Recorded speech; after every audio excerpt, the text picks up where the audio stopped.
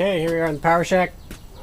This is where the power comes down from the roof and enters the system that controls the charging of the batteries, which are not seen in this picture. The 3 Romex runs show up here. The negatives go over here to this longer bar. This is a Granger setup. A terminal, each one of these is separate and purchased separately. Hey Goose, you want to come out here?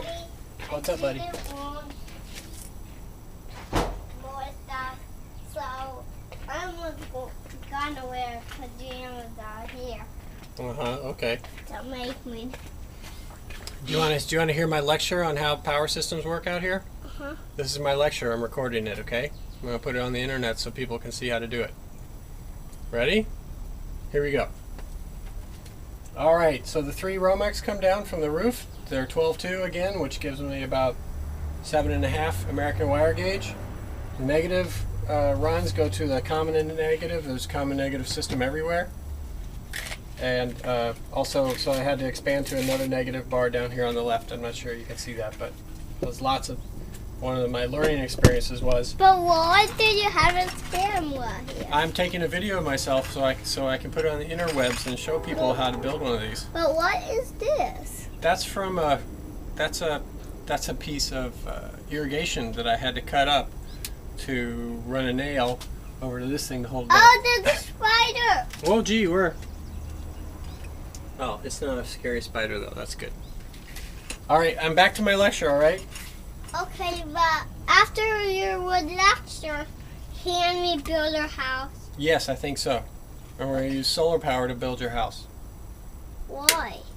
Because we can. All right, so here we go. So I just shut all the breakers off. The first thing you do in the chart with the charge controller, we have a 20 amp charge controller, 24 volt Morningstar Sun Saver off eBay for 48 bucks. You cannot spend less money on a 24 volt charge controller. I wonder why you needed a white. Which one? The white cables? Well, those are the negative cables. And what the black Those cable? are the positive cables. Oh, but what's the green cable? The green is the ground. Ground cable? Yep, that's what we connected to the big post that we put in the ground. Remember, see this big green cable here? This big fat one? That goes to that post out back. So what about those little ones? these little guys, these are ground from the roof.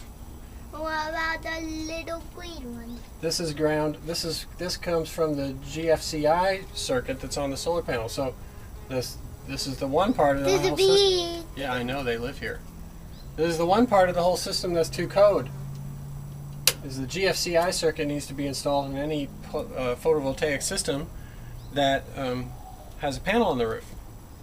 And what it does is it compares the voltage on the ground and the negative, which are tied together over here. This wire ties the ground to the negative, but if there's a voltage difference that comes from any part of the circuit between the ground and the negative, then it flips. But anyway, what I'm supposed to be doing first is connecting the batteries first. This is how you do it, buddy. You connect the batteries first. You get a little blink there. It blinked a little bit. And then we turn on GFCI, and then we load up the solar panels. And then you start hearing this thing buzzing. So Hear what buzzing? this thing starts to buzz when it's working. It does a pulse width modulation of the roof voltage. And we can check our voltages right now. And what we find is positive on the battery. Can you see? Positive on the battery. Yeah, can you hold this guy? Hold this. I'll put positive on the battery. And negative I'll just pick any negative bus. Oh, can you lift it up a little higher? Oh no, I'll just go down here. Did it move? Yeah, what does it read? It reads about 20, let me look. About 26. All right. So we're charging, we got 26 volts on the battery. I don't have an ammeter in here yet. That's probably coming. I think we need a drill for a house. We're going to need that. That's right. That's what I brought that out for. For a house. Yeah, we're going to do that. But last thing, I'm almost done with my lecture. Okay. So the battery is, there's a breaker between the battery, 80 amp breaker between on the inverter to cut off power to the inverter. This is a 110. But where's the batteries? This 1,100 volt.